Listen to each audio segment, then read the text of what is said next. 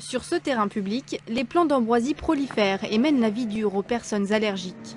Face à cette machine, ils n'ont plus que quelques minutes à vivre. Les pareuses va les aspirer et les broyer avant de les envoyer au compostage. Donc le but, c'est d'aspirer ces graines. C'est ces mêmes graines qui donc germent au printemps et qui refont des plantes d'ambroisie. À cette période, elles sont inoffensives, mais de toute façon, si on ne traite pas le problème de A à Z, en gros, on a une pollution qui se refait toutes les années. Donc de plus en plus de pieds d'ambroisie au mètre carré. Le but, c'est donc de limiter ça. Problème, les graines déjà stockées dans le sol peuvent végéter jusqu'à 40 ans. Avant que la plante cesse de pousser ici, il faudra donc des passages répétés pendant plusieurs années.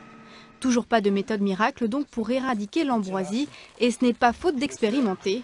Exemple, le réensemencement d'herbes ou de trèfle ou encore le traitement thermique pour faire griller la plante ont été testés cet été pendant la floraison.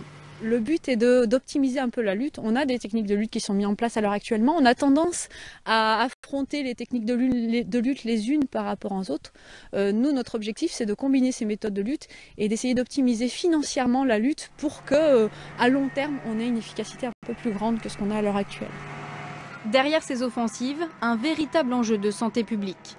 Avec 300 000 personnes allergiques, la région Rhône-Alpes est l'une des plus infestées. En 2012, les consultations chez le médecin et les médicaments auraient coûté 12 à 16 millions d'euros à la sécurité sociale.